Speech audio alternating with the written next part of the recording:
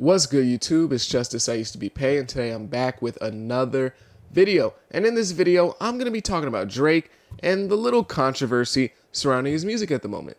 And remember, make sure to like and subscribe, it helps me out a ton. But recently, there's been a debate about Drake, the state of his music, and who he should make his music for. And this all comes after the release of For All the Dogs, which definitely was released to a lot of mixed reviews and a lot of people leaving the album unsatisfied. Now, I don't want to make my entire page just Drake content because, it is Drake season pretty much with him dropping For All the Dogs. But if you want my official review of that, let me know in the comments down below. Y'all are really important to me in terms of what videos I'm making. So if you really want that, I will make a review. But recently, For All the Dogs has received a lot of scrutiny from people who hold a very specific take. And that specific take is very similar to what Joe Budden has said about this album, which is that Drake is getting older, right? Drake is almost 37 years old, but he's still the #1 rapper in the game in terms of relevancy and clout and numbers. That's pretty unprecedented territory because rap is a young man's game, like it always has been and probably always will be. And even though Drake is older and still the #1 rapper, the youth pretty much push the culture and decide what is in, what's not, what's relevant, what's not, what's a trend, what's not. That's always how it's worked, even if Drake is the #1 rapper at the age of almost 40. But this is really unprecedented territory, which raises the question, especially by Joe Budden and a whole bunch of other people who have been listening to Drake since 2009, of why is Drake's music not maturing?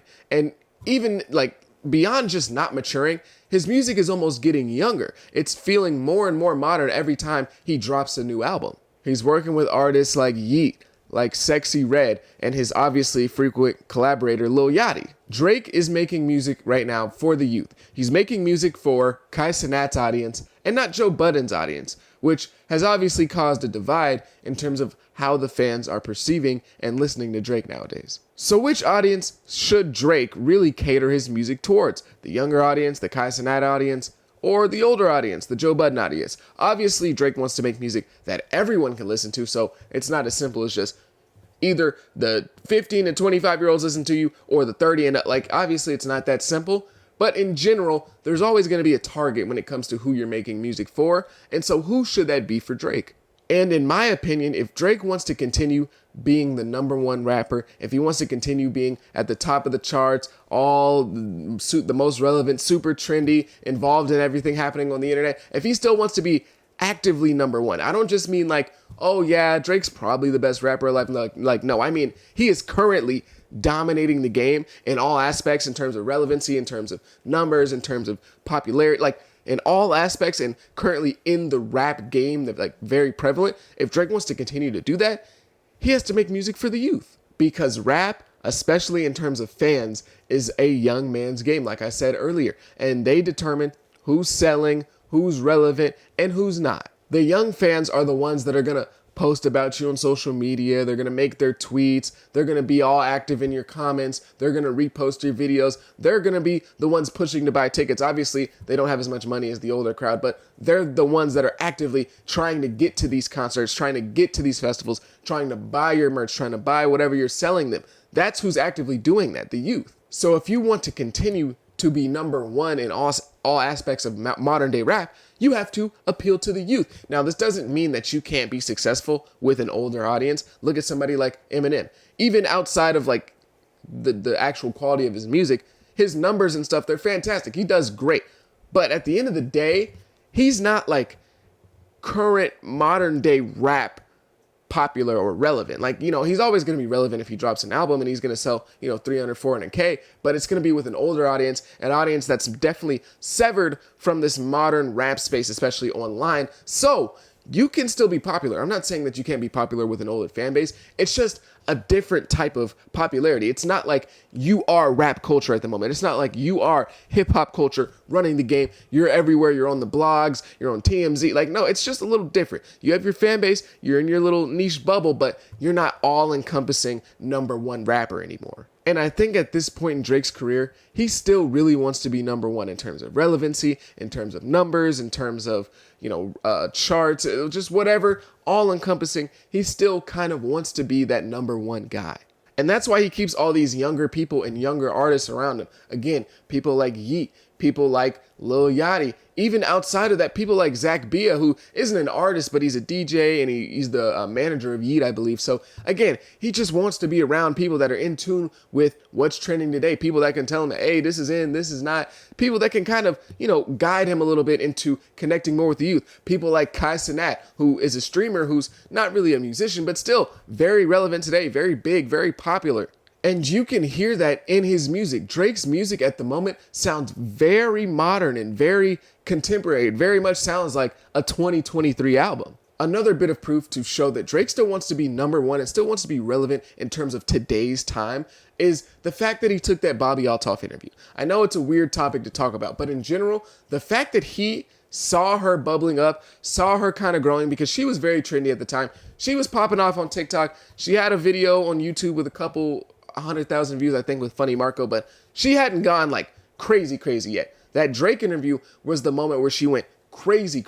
So it shows you that Drake is looking at things on the internet, or if he's not looking, he has somebody around him that is, and they're looking at things on the internet. They're seeing what's trending, they're seeing what's popular, and they're inserting themselves into that thing. Because when Drake went on her show or podcast or whatever, it was very early into her rise. That was her 4th podcast episode ever. Her 4th. It's not like, she went and did Funny Marco, then she moved her way up, and then she got like Moneybagg Yo, then she got Kodak Black, and then she kept moving her way up, and now she's getting Uzi, and now she's getting Lil Baby, and then she works her way up to Drake. No, it was Funny Marco, a couple other people, Drake, like just immediately. So it shows that Drake and his team, whoever's surrounding him, are very much trying to insert themselves into what's going on today.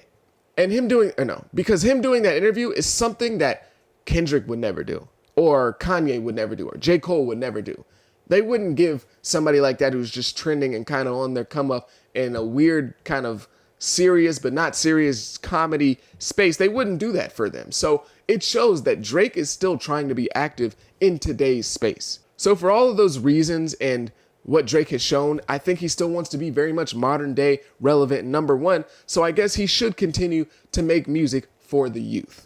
But if Drake reaches a spot in his career where he's kind of done doing that and being number one and all in front of everybody's faces and Drake this, Drake that, rap, if he wants to kind of get out of that space and just kind of go for legacy points, then yeah, he should start making music catering to a much older audience, or even catering to his day one audience. Because at this point, if you've been riding with Drake since 2009, you're at least like 21 years old. That's when I remember Drake. I've been riding with Drake Pauls since like 2009. So you're at least like 20 if you've been messing with Drake since then.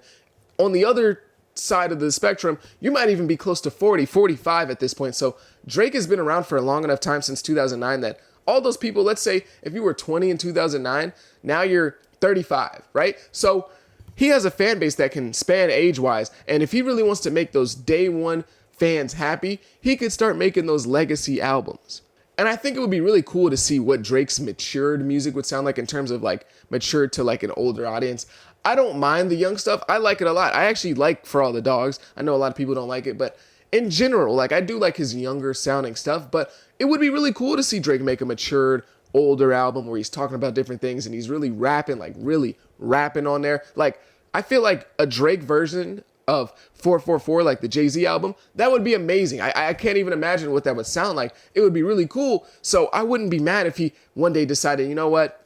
I'm just going to make music for my older audience. I'm going to kind of move out the spotlight and just go for legacy. Now, even then, Drake would still probably go number one on the charts and stuff. But in terms of like being modern day relevant, being posted by Rap TV, academics, all that stuff, the Shade Room, he might not be there anymore. But I think that would be a really cool thing to see Drake do in his career. And I think a Drake version of like 444 could be amazing. It could be a great project. It could be full of stuff like 8 a.m. in Charlotte. So I would say that, I'm fine with whatever Drake wants to do. That's cool, obviously. But like, that would be really cool to see him kind of mature and show that different side. So if he wants to please the rap critics, the Joe Buttons and all those people, he should start making music like that. But if I'm going to be real, I don't think Drake's ready to do that. I think Drake is still trying to be number one every single day he wakes up in the morning. And so his music is going to be catered towards the younger audience. I think that's just the truth. I think that's why he has the team around him that he does. And it is what it is. And if you're not really like a fan of Drake catering towards that younger audience, you don't really like this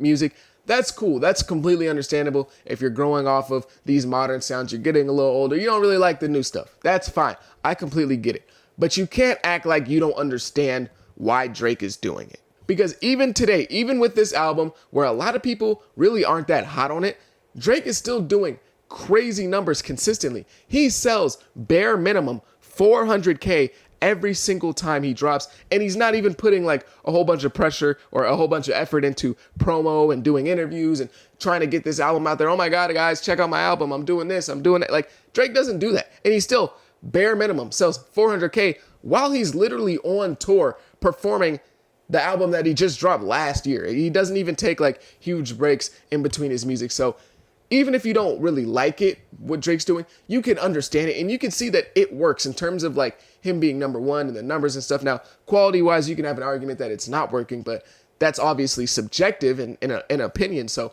there's no real concrete way to be like, this isn't working quality-wise though. So, but in terms of his career and the numbers and the charts and all that stuff, it works. He literally has 2 songs fighting over the number 1 spot on Billboard right now. So you can't sit there and be like, I don't understand why Drake's doing this. No, it makes 100% sense. But hopefully for some of these older fans, Drake will get to a point where he's like, you know what? Y'all can have it. I feel like that's the point where Kendrick is, where Cole is, where Kanye is, where they're like, you know, I'm still number 1. I still think I'm the best rapper alive. I still think I'm the best music creator in this genre. But y'all can have all the relevancy stuff, being in the news. Like, that's cool. I don't really need that anymore. It was great when I was, 28, 29. But at this point, it's whatever. But I feel like Drake is still in that part of his career where he's like, nah, like, I'm number 1 in all aspects. So maybe Drake will move on to that point in time soon. Maybe he won't. I don't know. But this is why I said that there won't be a next Drake in my previous video where I said, well, not my previous video, but a video I made back where I said Drake is the next Drake. That's why I said there's no next Drake. Because Drake is the next Drake. He's not ready to move on, and that's why he's going to continue to make songs for the youth. But if you made it this far, I greatly appreciate you. Please leave a like, leave a subscribe. I'd greatly appreciate it. It helps me out a ton. I'm trying to pay off this college tuition. So again, leave a like, leave a subscribe. But if you made it this far, thank you so much. Have a great day. Be safe. Peace.